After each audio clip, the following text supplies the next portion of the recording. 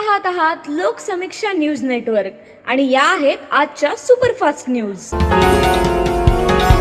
या बातमीपत्राचे प्रायोजक आहेत नंदिनी कलेक्शन, फक्त महिलांचे परिपूर्ण दालन, माऊली निवास, कल्याण मंडपमच्या बाजूस, यशोधन नगर, परभणी। नमस्कार, मी प्रभू दिपके लोकसमीक्षा न्यूज नेटवर्क मध्ये आपलं स्वागत करतो। आपण पाहत आहात परभणीचं एकमेव बातमीपत्र Loksamiksha superfast. Red Apple exclusive MIDC परिसर परभणी। जिंतूरच्या सुंदरलाल सावजी बँकेनं त्यांचे कर्मचारी असलेल्या श्री गंगाधर कीर्तने यांच्यावर केलेल्या कारवाईच्या विरोधात आज राष्ट्रीय मूळ निवासी बहुजन कर्मचारी संघ शाखा परभणीच्या वतीनं जिल्हा उपनिबंधक सहकारी संस्था यांच्या कार्यालयासमोर एक दिवसीय धरणं आंदोलन करण्यात आलं।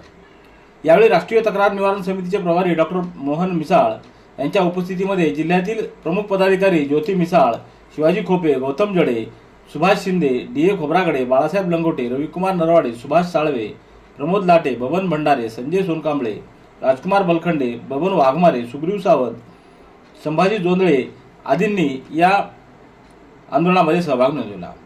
दरम्यान सुंदरलाल सावजी बँकेनं गंगाधर कीर्तने यांच्यावर जाणीवपूर्वक अन्याय केला असल्याचं यावेळी या पदाधिकाऱ्यांनी सांगितलं। परभणी जिल्ह्यामध्ये पेट्रोलियम पदार्थांचा अपुरा पुरवठा होत असल्यामुळं अनेक पेट्रोल पंपांवर रांगा दिसून येत आहेत, तर अनेक पेट्रोल पंपांवर स्टॉक नसल्याबाबतचे बोर्ड लावून पेट्रोल पंप बंद करण्यात येत आहेत।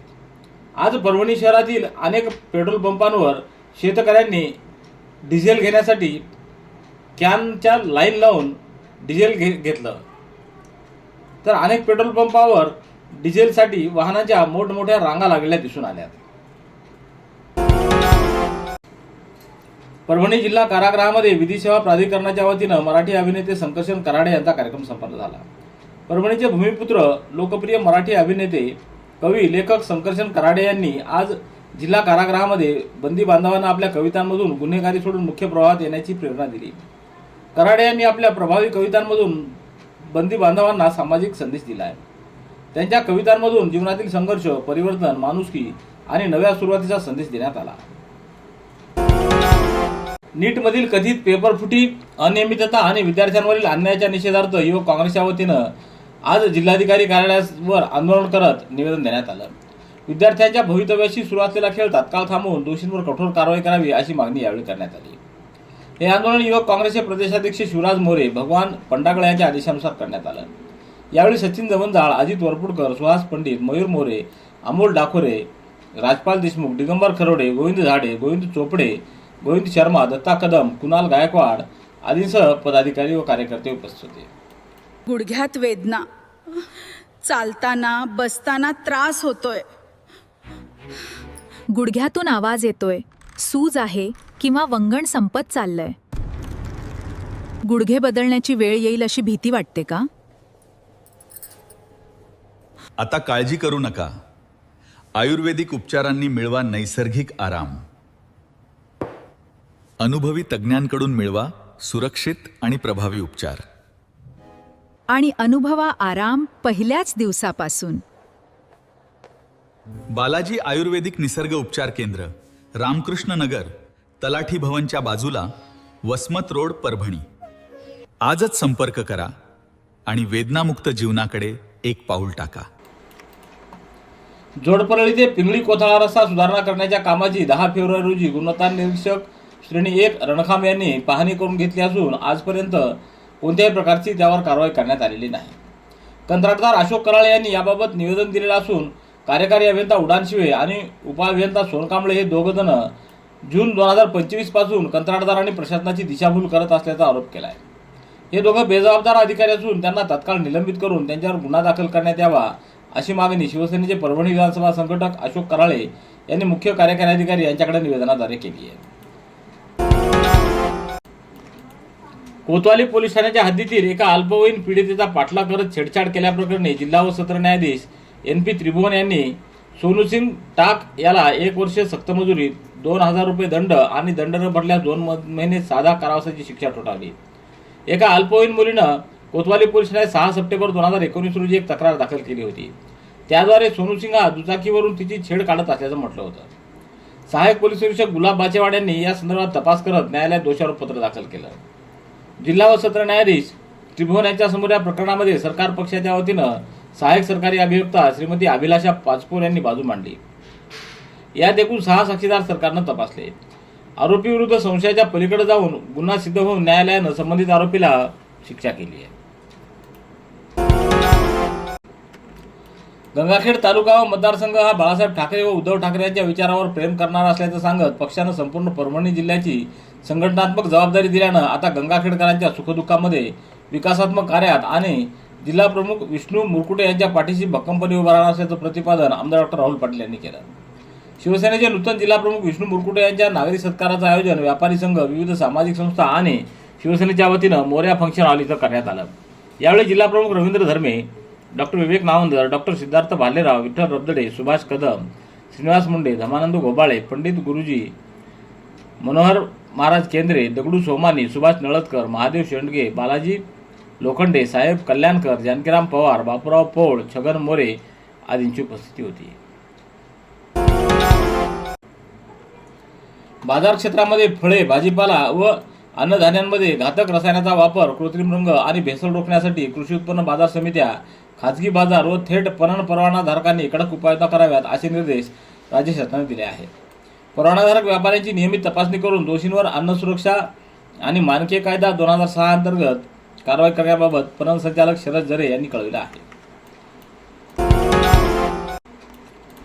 समाजकार्य आणि जनहितासाठी कार्यरत असलेले ज्येष्ठ पत्रकार तथा आर्यवैश्य महासभेचे राज्य संघटन प्रमुख प्रदीप कोकणवार यांना या समाजसेवकांना राज्यस्तरीय आदर्शरत्न पुरस्कारानं नुकतंच पुणे इथं गौरवण्यात आले। त्याबद्दल माजी मंत्री आमदार सुधीर भाऊ मुनगंटीवार यांच्या हस्ते त्यांचा सन्मान करण्यात आला। यावेळी हरिभक्तपरायण एकनाथ महाराज, नंदकुमार गादेवार, गोविंदराव बिडवई, दिलीप कंदकुर्ते, एकनाथ मामडे, अनिल मनाटकर, सदानंद मेडेवार, राजू मुक्कावार, दीपक निलावार, विजय कुंचनवार, नरेंद्र हिरावार, शंतनू कोटगिरे आदींची उपस्थिती होती। Red Apple furniture, smart furniture for smart people, exclusive Parbhani शहरातील भव्य शोरूम रेड ॲपल एक्सक्लुझिव्ह, भारतातील स्मार्ट फर्निचर ब्रँड आता आपल्या परभणी शहरामध्ये। हो आता आपल्या परभणी शहरामध्ये या अंतर्गत ऑफिस, बेडरूम, डायनिंग, लिव्हिंग इत्यादी प्रकारचे फर्निचर आपणास मिळेल। Bedroom set, bed, dressing table, sofa set, कपाट, डायनिंग टेबल टीपॉय आणि स्टील फर्निचर इत्यादी सर्व प्रकारचे फर्निचर तेही आकर्षक किमतीमध्ये उपलब्ध आहे। एक वेळ अवश्य भेट द्या। रेड ॲपल फर्निचर, MIDC परिसर, भारतीय स्टेट बँकेच्या जवळ, परभणी। कोतवाली पोलीस ठाण्याच्या हद्दीतील एका अल्पवयीन मुलीशी जवळीक साधून तिच्याशी मैत्री करत त्या मुलीवर अत्याचार केल्याबद्दल आरोपीच्या विरोधात कोतवाली पोलीस ठाण्यात पोक्सो कायद्याअंतर्गत गुन्हा नोंदवण्यात आला आहे। एका पीडित मुलीनं कोतवाली पोलीस ठाण्यात तक्रार दाखल केली। त्या आधारे फेब्रुवारी ते मे या कालावधीमध्ये आरोपी मस्के यानं आपल्याशी जवळीक साधली, मैत्री केली आणि शेत शिवारात नेऊन आपल्यावर अत्याचार केले असं नमूद केलं। त्या आधारे पोलिसांनी या प्रकरणात मस्केच्या विरोधात पोक्सो कायद्याअंतर्गत गुन्हा दाखल केला आहे। मध्य रेल्वेच्या दौंड मनमाड विभागातील विसापूर रांजणगाव सरोळा दरम्यान दुहेरीकरणाचं काम हाती घेण्यात आलं असून या कामासाठी 19 मे ते 27 मे या कालावधीत प्री नॉन इंटरलॉकिंग व नॉन इंटरलॉकिंग कामं करण्यात येणार असल्यानं काही रेल्वे गाड्यांचं मार्गांतर करण्यात आलंय अशी माहिती दक्षिण मध्य रेल्वेच्या नांदेड येथील जनसंपर्क कार्यालयाने दिली आहे। या कालावधीत दौंड निजामाबाद एक्सप्रेस तसंच निजामाबाद पुणे एक्सप्रेस या गाड्या बदललेल्या मार्गाने धावणार आहेत। संबंधित गाड्या दौंड, कुर्डुवाडी, लातूर रोड, परभणी, पूर्णा, निजामाबाद या पर्याय मार्गाने चालवण्यात येणार आहेत। सेलू शहरातल्या लक्ष्मी मॉल समोर महिलेच्या गळ्यातील सोन्याचं गंठण हिसकावून पळालेल्या 2 चोरट्यांना स्थानिक गुन्हे शाखेच्या पथकानं अवघ्या काही तासात जेरबंद केला असून त्यांच्याकडून चोरीतील सोन्याचं गंठण आणि गुन्ह्यात वापरलेली दुचाकी असा सुमारे 2,50,000 रुपयाचा मुद्देमाल जप्त करण्यात आला आहे। 16 मे रोजी स्नेहल भरदम या आपल्या स्कूटीवरून खरेदीसाठी लक्ष्मी मॉल इथं गेल्या होत्या।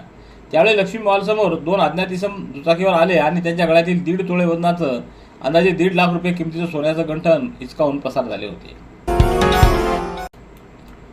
जिंतूर नगरपालिकेच्या तत्कालीन मुख्याधिकाऱ्यांसह नगररचना अधिकारी, दुय्यम निबंधक यांच्यासह 10 जणांच्या विरोधात जिंतूर पोलीस ठाण्यात बनावट दस्तऐवज, खोटे कागदपत्र तयार करून प्लॉटच्या खरेदी विक्रीचा व्यवहार केल्याबद्दल गुन्हा दाखल करण्यात आला आहे। सत्यजित वानखेडे यांनी जिंतूर पोलीस ठाण्यात याबाबत तक्रार दिली। त्यात डॉक्टर भास्कर वानखेडे यांच्या नावे जालना रस्त्यावरील पाण्याच्या टाकीच्या मागे 4000 चौरस फुटाचा प्लॉट संबंधित व्यक्तींनी संगनमत करून बनावट दस्त व खोट्या कागदपत्राच्या आधारे खरेदी विक्रीचा व्यवहार पूर्ण केल्याची माहिती दिली।